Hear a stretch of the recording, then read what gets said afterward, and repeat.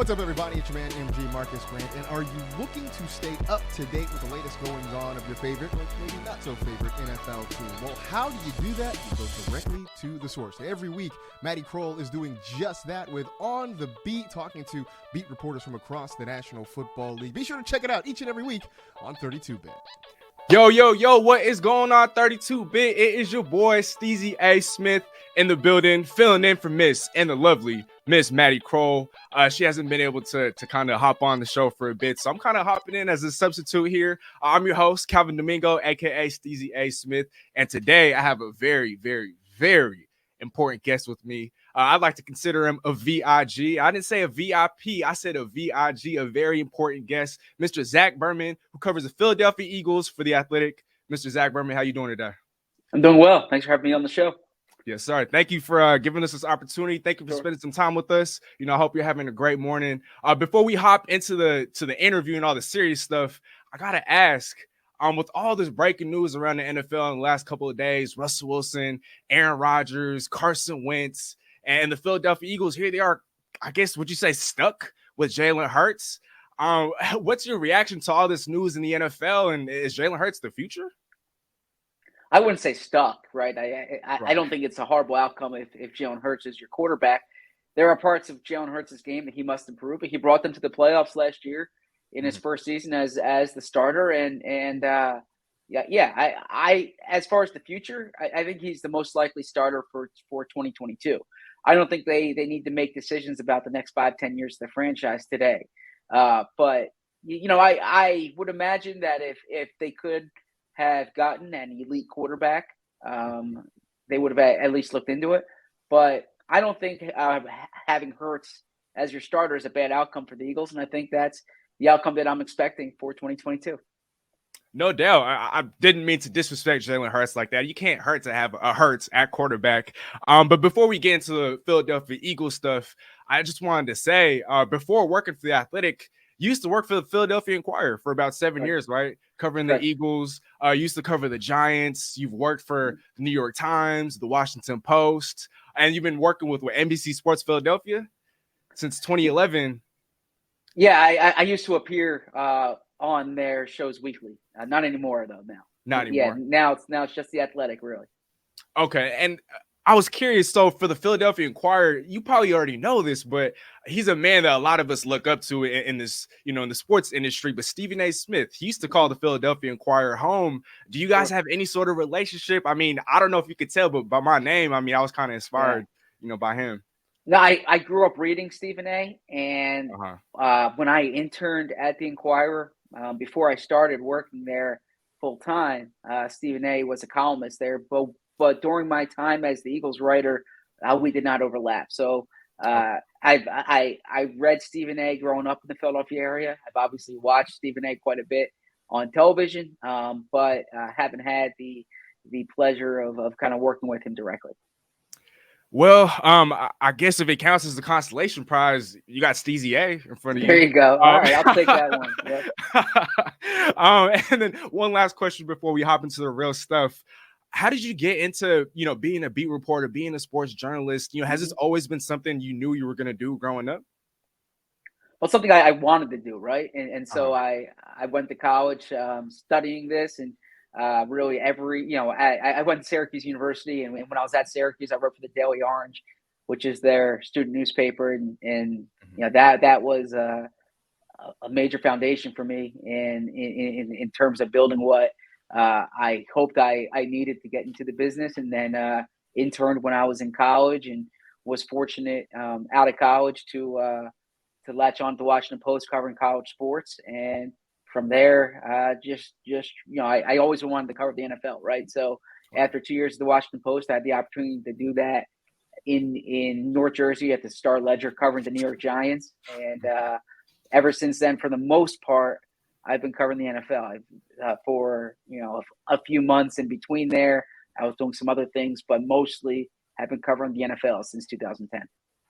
Wow. I think for somebody like me and other aspiring sports journalists out there, I wouldn't even consider this a job. I mean, this has always been a passion of yours, I presume, right?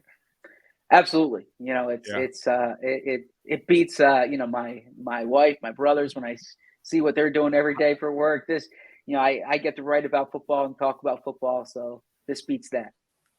Wow. Yeah, a lot of respect for you. I mean, like I said, or I don't know if I mentioned this, but The Athletic has got to be my most favorite media publication, sports publication out there. And when I heard the news that The Athletic was bought out by the New York Times, I had a smile on my face. And just to be here, having an interview with you, I think that's real cool. So again, thank you for spending some time with us, and let's get into the real stuff. So obviously, like I talked about, Russell Wilson, Aaron Rodgers, Carson Wentz, there's been a whole lot of quarterbacks on the move. A quarterback that hasn't actually been on the move just because of, legal matters, Deshaun Watson. Mm-hmm. Let's say he's not indicted. The Philadelphia Eagles have 4 picks in the top 51, 3 of which are first rounders, 15, 16, and 19th overall. Let's say Deshaun Watson isn't indicted. How quickly are the Philadelphia Eagles going to rush to the front of the line to partake in the Deshaun Watson sweepstakes, if at all?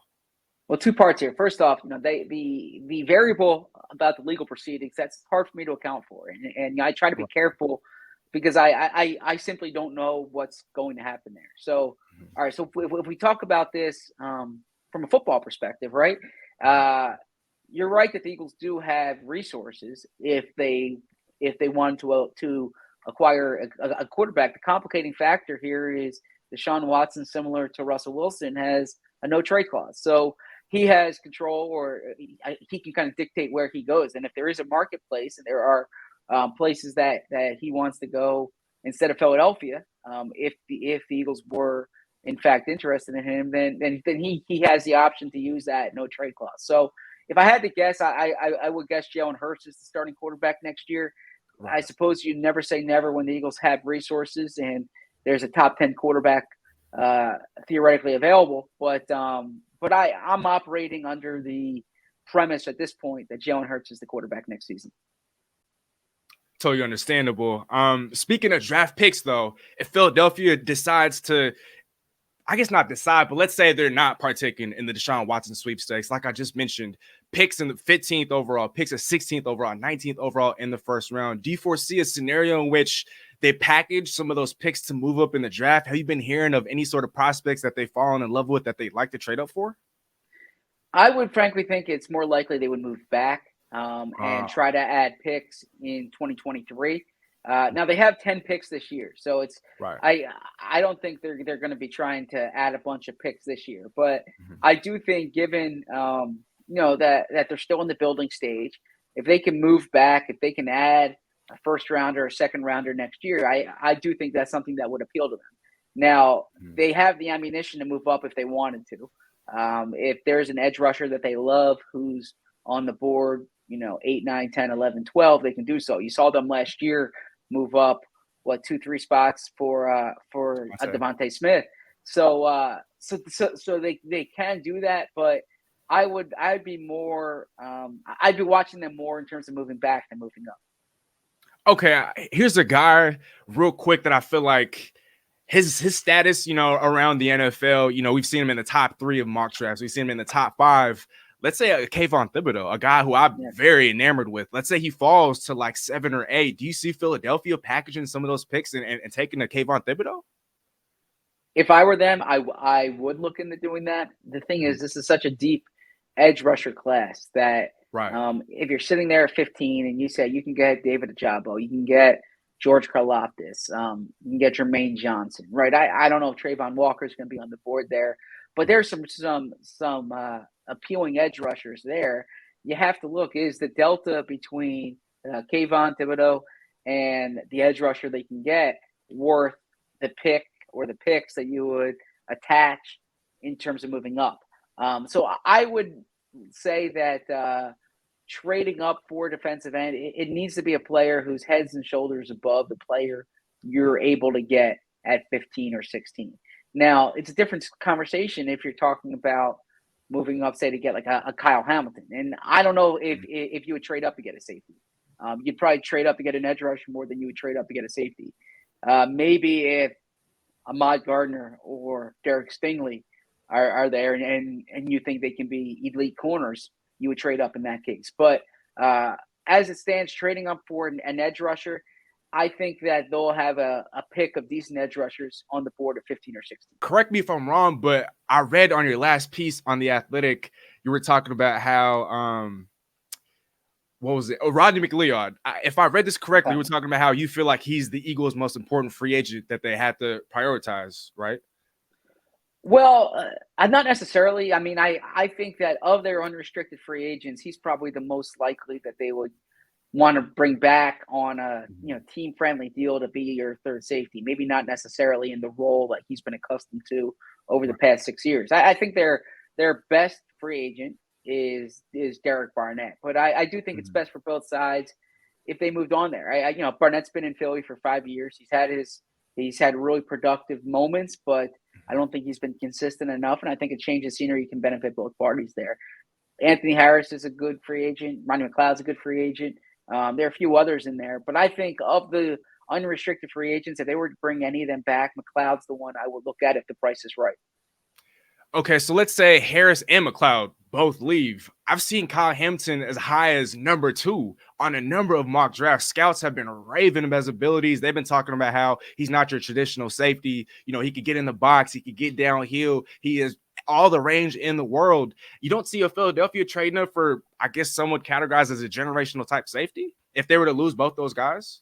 I think they'd be more inclined to sign a safety in free agency, right? I mean, this is a good safety class. They might be priced out of someone like Marcus Williams, but if they can sign, let's say, a Justin Reed, okay, and then pair him with McLeod or Marcus Epps, you double dip in the safety market. I'm not ruling out trading up for a Kyle Hamilton. I think Kyle Hamilton is going to be an outstanding player. I just think that I think they would invest those resources more in an edge rusher if they were to trade up than in a safety. Okay, I forgot to mention before the show, I'm a big Seahawks fan, so I'm just hoping that the Eagles don't snatch up Quandre Diggs, who I feel like is the most underrated safety in football. I mean, since 2017, he has 19 interceptions, second amongst all safeties, and in the last 2 seasons, he's accounted for a whopping 25% of Seattle's turnovers. Do you think? I know Philly doesn't have a whole bunch of cap space just because they're still eating some dead money from the Carson Wentz trade. Is Quandre Diggs a realistic candidate? Well, yeah, I would consider him a realistic candidate. Now, he's a little bit of on the older side for what you're looking for. But look, he's a good player. He's actually close with Eagles cornerback Darius Slay from their time together in Detroit. He's absolutely someone they should look at. I think that when you're looking at a free agent safety, if you can get someone more in that 25, 26-year-old range, that's more ideal. You're signing them to a 3 or 4 year contract. You want to get him for the period of time that he's in his 20s there. But I certainly wouldn't rule out Quandre Diggs. I'd have to agree. I mean, when you look at the Philadelphia Eagles, they definitely overachieved last year, but I like to think that they're still kind of in the beginning stages of a rebuild, and Quandre Diggs doesn't necessarily fit that time. Speaking of older players, though, it looks like Jason KELCE is returning, but we don't know entirely for sure if that's with the Eagles. Do you envision the unlikely scenario that he instead chooses to ring chase and maybe leave the city of Philadelphia? No, I think if Jason KELCE plays football in 2022, it'll be in Philadelphia. It's where he spent his entire career, and I think this is where his family is. I think he would stay in Philly if he plays football next season.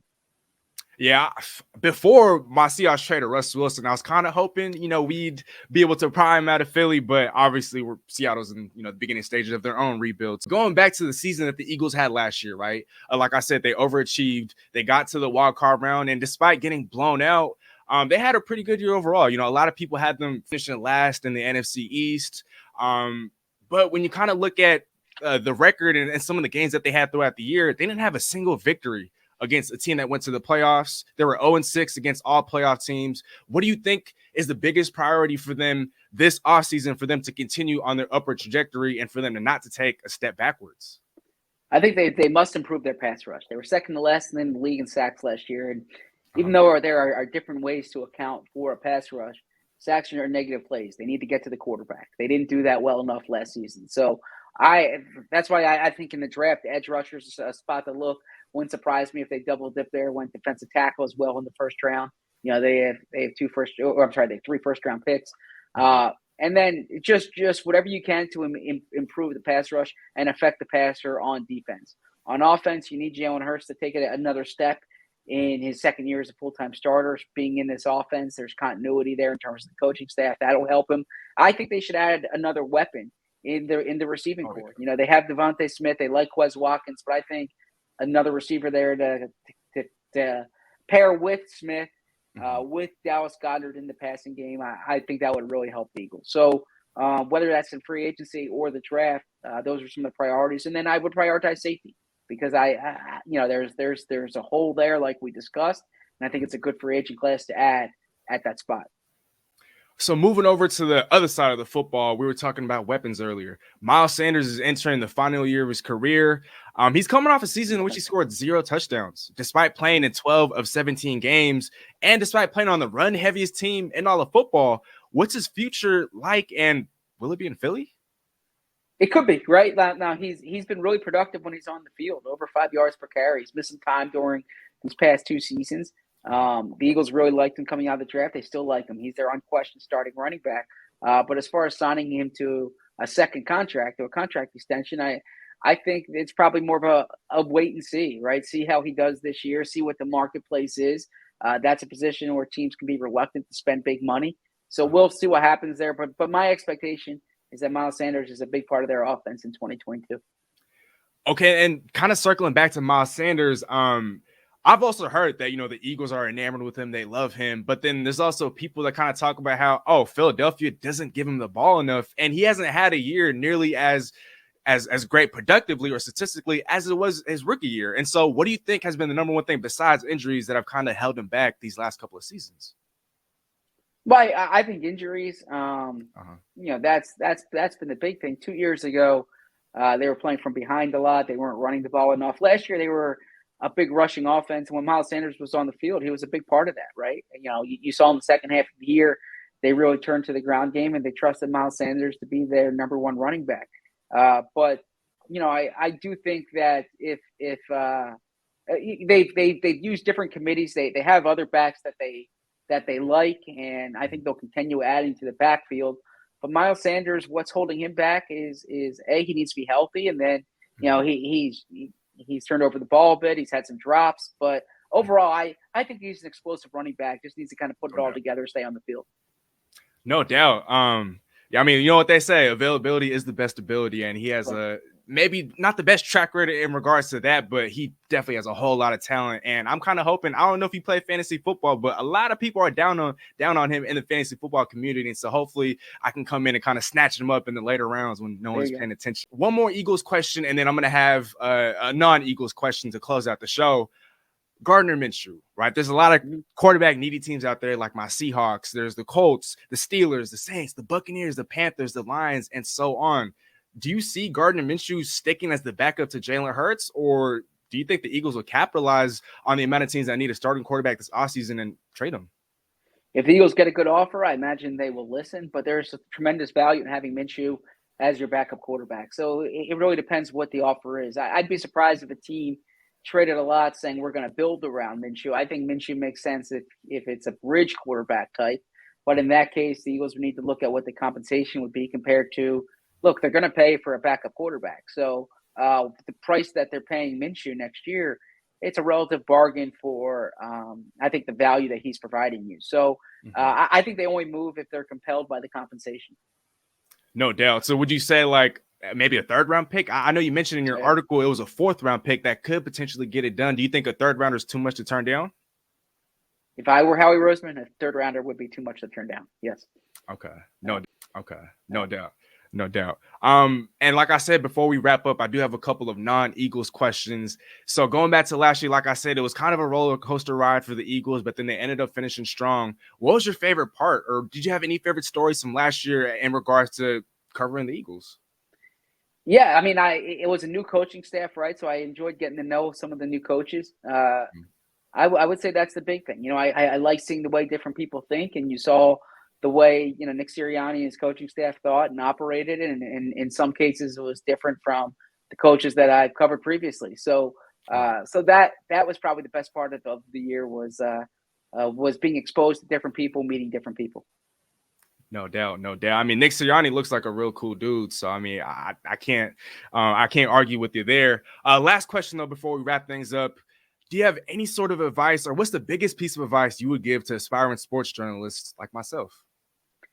Yeah, there are a number of things. First off, I would say, like from a reporting perspective, right? Always be there and always be fair, right? Like there's no substitute for putting in the work, for being, for being there, right? That's number one. Treat everyone the right way, right? Don't work on building, sources, work on building relationships, work on, that I think that's a better way to phrase it, right? Don't view everyone as a relationship to build, someone to get to know, and just generally be interested and be curious in different people and different stories.